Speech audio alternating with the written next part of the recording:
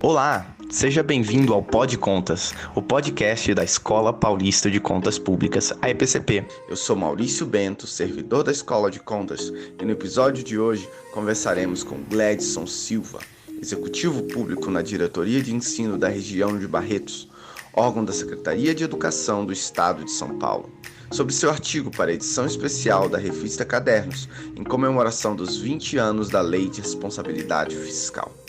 Mas antes de começarmos, gostaria de convidá-los para acompanhar mais de perto o trabalho da escola pelo Instagram e pelo YouTube, onde transmitimos eventos sobre gestão pública, finanças públicas, prestação de contas e outros temas relevantes.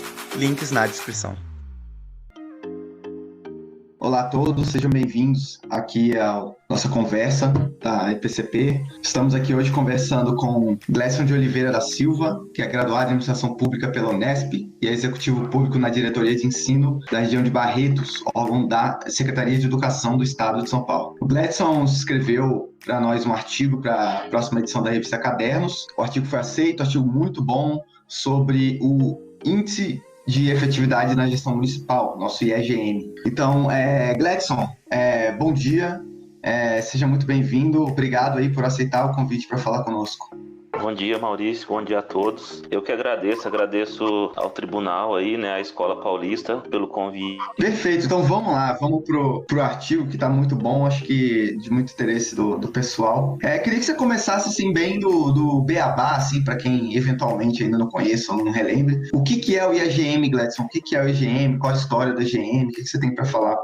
Então, o Índice de Efetividade da Gestão Municipal, IEGM, ele foi criado, né, foi formulado aí pelo tribunal como um indicador, né, destinado a medir a efetividade das políticas e dos gastos públicos dos municípios paulistas. Então, através do IEGM, mais uma ferramenta para avaliar as políticas, né, de cada gestor municipal. E através desse indicador é possível verificar, né, se a visão e os objetivos estratégicos dos municípios estão sendo alcançados de forma efetiva.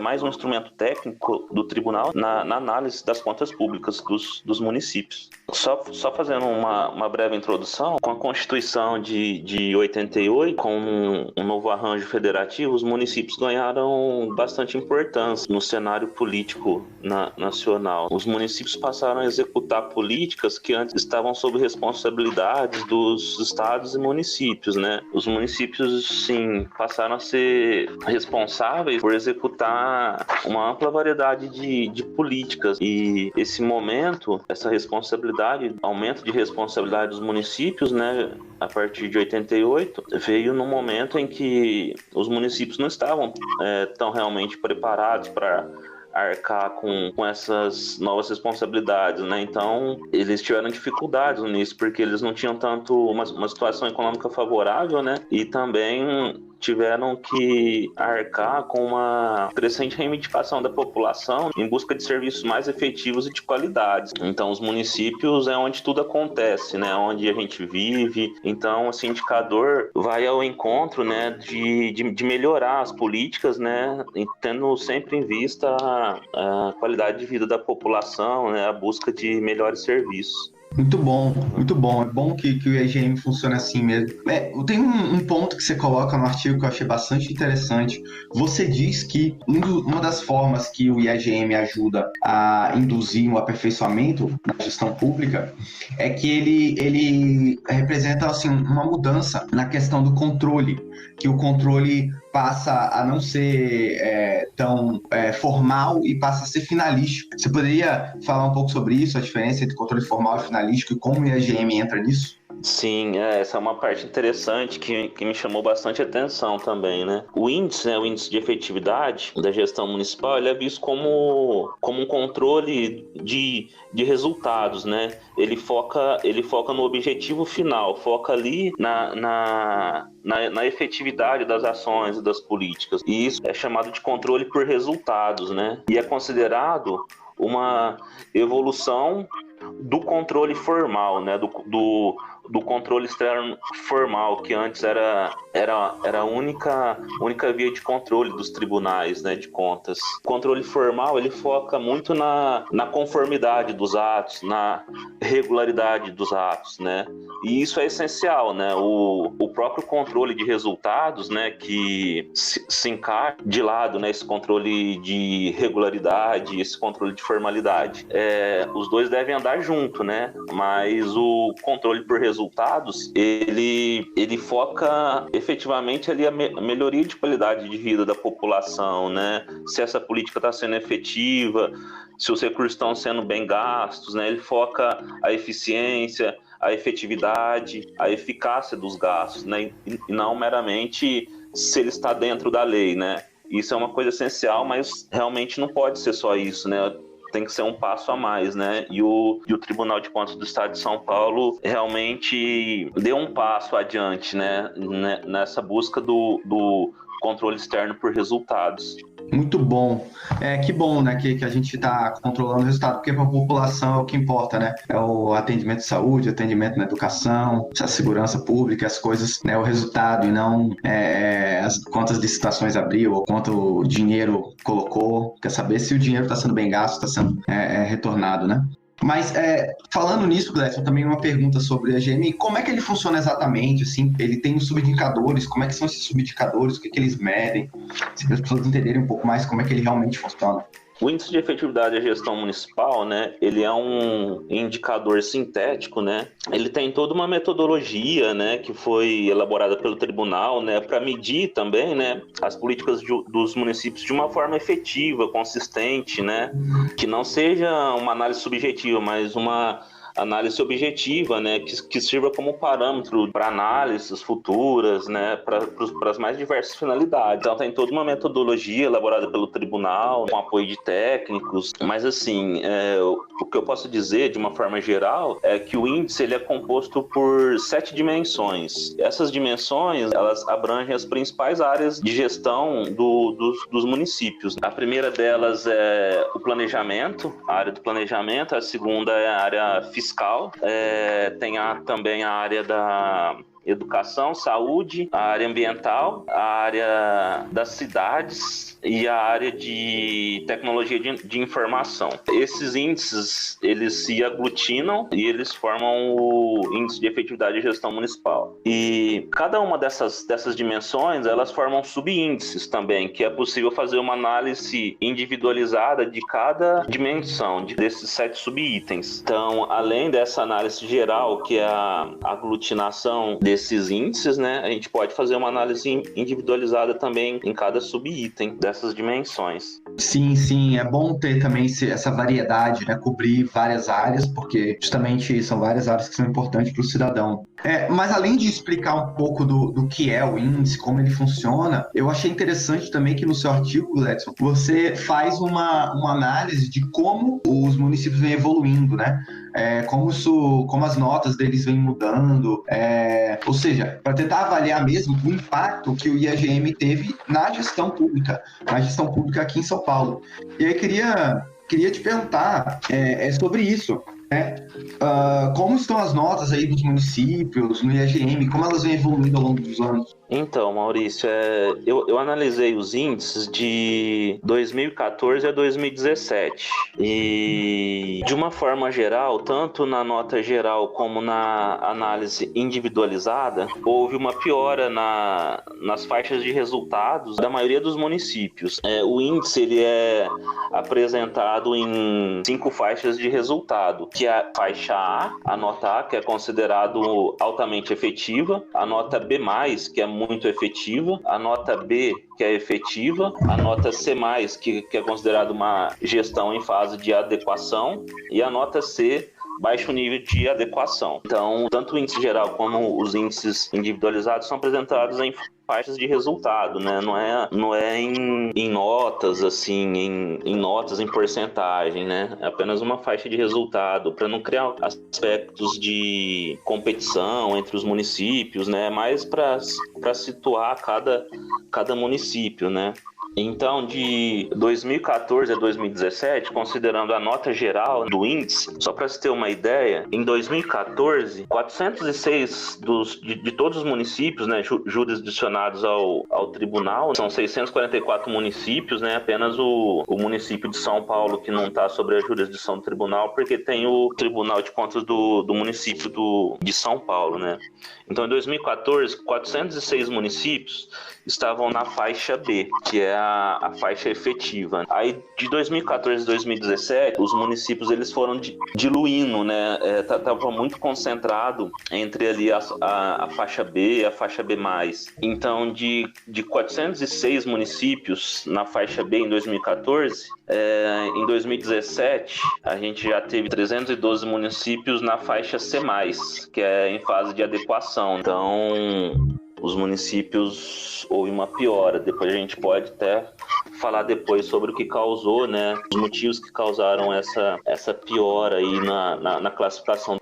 Exatamente, isso que me chamou a atenção também no artigo. Foi uma coisa que eu lembro que assim que eu li, eu falei, nossa, porque como é que caiu, né? Claro que depois a primeira coisa que eu pensei também, como foi a partir de 2014, e 2014 é justamente o ano que a economia brasileira começou a patinar, não é? Depois entrando aí uma grande recessão. Aí eu queria saber qual é a sua opinião mesmo sobre isso, o que aconteceu? Será que tem a ver com a crise? Ou será que tem a ver com alguma outra coisa, talvez uma mudança em algum critério, algum rigor maior do tribunal, ou algum tipo de questão específica? O que você acha? Sim, então, vários fatores, né, podem ser considerados, né, para explicar, né, esse fato, né, que ocorreu. Aí só para ressaltar, depois se tiver tempo a gente pode falar sobre a classificação dos índices individuais também, né, dessas 7 dimensões, que houve uma piora também na classificação da maioria dos municípios. Mas dentre as razões que eu procurei levantar para explicar isso, são as seguintes. Uma delas é a grave crise econômica e política, né, que vem afetando o país, né, causando uma grave crise fiscal nos municípios. Essa crise fiscal ela impede os municípios de investirem, né, em recursos, em políticas que afetam diretamente a qualidade da população. Então, essa crise fiscal, né, que vem assolando não só os municípios, né, mas os estados também, a União, pode ser levada em consideração para aplicar, né, essa piora, né. Uma outra razão que pode ser levantada e que é importante também é muitas vezes a falta de planejamento dos municípios, né, na execução das suas políticas, das suas ações. Só para se ter uma noção, a análise individualizada ali do índice de planejamento, a gente tem que em 2014, 242 municípios estavam classificados na faixa C. Aí quando a gente analisa 2017, a gente tem 474 municípios na faixa C, né? Então, 74% dos municípios estão ali na última fase ali de classificação, né? Abaixo do nível de adequação no item planejamento, né? Então, os municípios carecem muito, né, de uma política mesmo de planejamento. Estava lendo um artigo do conselheiro Sidney Beraldo, né, que foi um dos idealizadores do índice. Ele ressalta a importância do planejamento, né? Até vou ler um pedacinho aqui do artigo dele, que ele fala que investir em planejamento e metas é a maneira mais eficiente de produzir resultados rápidos e efetivos. Levantamento sobre problemas, as necessidades e as deficiências de cada área antes da formulação dos programas e das ações, assim como a definição de prioridades, o redirecionamento responsável de verbas e o monitoramento das respostas geradas pelas políticas podem levar à mudança de enorme impacto social. Então, o planejamento é essencial aí nessa busca de alcançar uma melhoria da gestão pública. E além desses dois fatores, se você me permite, Maurício, tem um também que desde 2014 o tribunal, o índice, acho que eu não falei antes, o índice, esses dados que formam o índice, eles são respondidos através de questionários, né, pelos próprios municípios, e aí eles são checados também pelas equipes de fiscalização posteriormente, mas a maior parte dos dados, eles são formados pelos questionários que são respondidos pelos municípios, né, e aí a gente, em contato com o pessoal do tribunal, né, né, eu busquei identificar esses questionários ao longo do tempo, eles foram sendo aperfeiçoados pelo tribunal. Então, o tribunal foi buscando aperfeiçoar esses questionários, buscando uma forma de contribuir para uma melhor análise da efetividade municipal. Então, foram substituídas algumas questões, foram modificadas outras, sempre buscando um maior reflexo da realidade de cada localidade. Então, às vezes, lá em 2014, quando começou, às vezes os questionários não estavam refletindo tanto a realidade de cada município, né? Às vezes estava sendo um questionário bem abstrato, e aí, ao longo do tempo, isso foi se tornando mais concreto, foi pegando mais a particularidade de cada município. Então, às vezes, isso pode ser um dos motivos pela diminuição da média das notas de cada município. Então, isso pode ter contribuído também para as baixas avaliações. E isso também a gente observa que o índice é um índice dinâmico e flexível, né, que pode ser adaptado ano a ano, né, sem perder a sua centralidade, a sua essência, que é a sua consistência. Seria esses fatores os principais. Sim, é muito interessante, sabe? Realmente o conselheiro Beraldo foi um dos idealizadores e hoje o índice, ele muito nos orgulha, sabe? Nós aqui, que nossa missão é fazer justamente com que a gestão pública melhore aí em todo o estado de São Paulo, principalmente, mas também o que nós pudermos contribuir com o Brasil, melhor ainda. E hoje é muito legal ver que o IAGM é adotado por todo o Brasil, em diversos estados. Então é uma grande satisfação ver que a gente contribuiu nesse sentido, diretamente aqui em São Paulo e indiretamente para que outros tribunais de contas, outros estados também avaliassem permanentemente sua gestão, buscando sempre melhorar.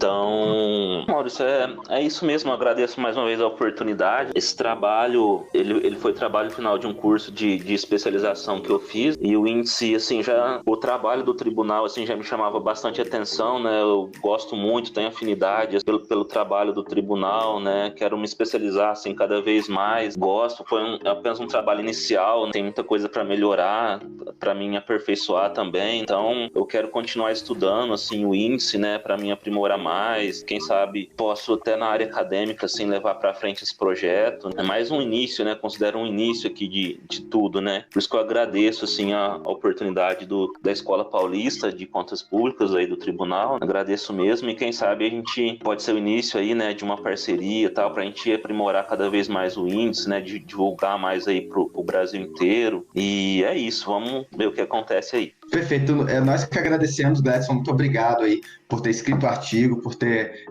se disposto também a conversar aqui conosco. Ficamos muito felizes de contribuir também com a academia. Então, se você aí seguir na sua carreira acadêmica, sempre querendo dados nossos, materiais nossos, sinta-se à vontade para falar conosco, que nós apoiamos muito essas ideias, essas pesquisas. Novamente, obrigado por participar.